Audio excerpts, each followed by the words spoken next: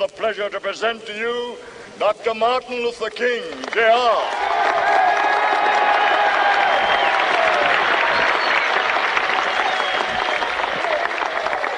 I am happy to join with you today in what will go down in history as the greatest demonstration for freedom in the history of our nation.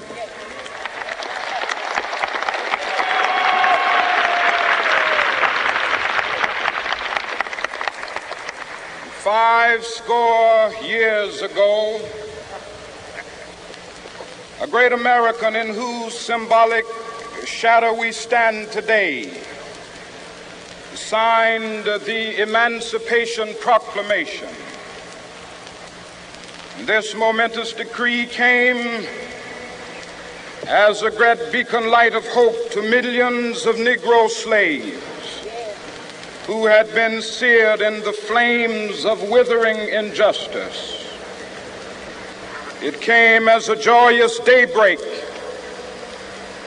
to end the long night of their captivity. But 100 years later, the Negro still is not free. 100 years later,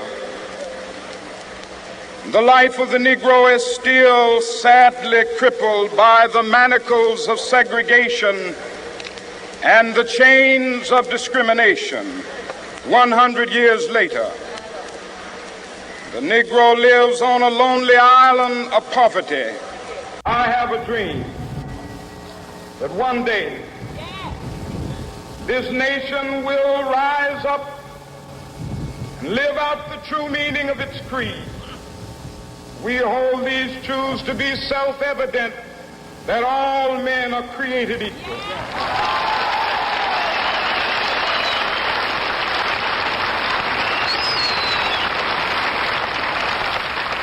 I have a dream that one day on the red hills of Georgia, the sons of former slaves and the sons of former slave owners will they be able to sit down together at the table of brotherhood. I have a dream that one day, even the state of Mississippi, a state sweltering with the heat of injustice, sweltering with the heat of oppression, will be transformed into an oasis of freedom and justice. I have a dream. My four little children will one day live in a nation where they will not be judged by the color of their skin, but by the content of their character. I have a dream today.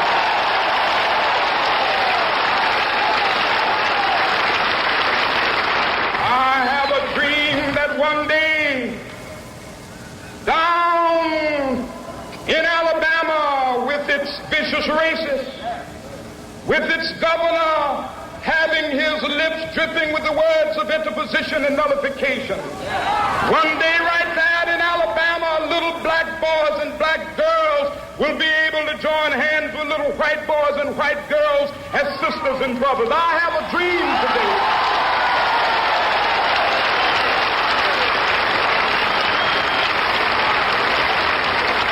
I have a dream that one day every valley shall be exalted, and every hill and mountain shall be made low. The rough places will be made plain, and the crooked places will be made straight, and the glory of the Lord shall be revealed, and all flesh shall see it together.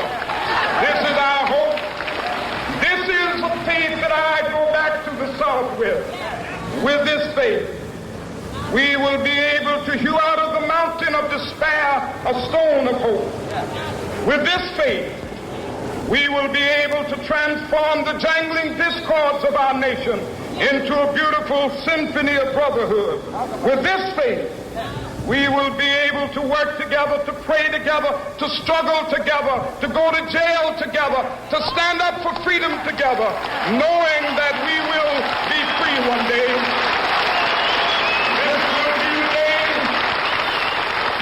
This will be the day when all of God to sing with new meaning, my country, tears of thee. Sweet land of liberty, of thee I sing. Land where my fathers died, land of the pilgrim's pride. From every mountainside, let freedom ring. And if America is to be a great nation, this must become true. And so let freedom ring. From the prodigious hilltops of New Hampshire, let freedom ring. From the mighty mountains of New York, let freedom ring. From the heightening Alleghenies of Pennsylvania, let freedom ring. From the snow-capped Rockies of Colorado, let freedom ring. From the curvaceous slopes of California. But not only that, let freedom ring from Stone Mountain of Georgia. Let freedom ring from Lookout Mountain of Tennessee. Let freedom ring from every hill and molehill of Mississippi, from every mountainside. Let freedom ring, and when it happens, when we allow freedom ring, when we let it ring from every village and every hamlet, from every state and every city, we will be able to speed up that day when all of God's children, black men and white men, Jews and Gentiles, Protestants and Catholics, will be able to join hands and sing in the words of the old Negro spiritual, free at last, thank God.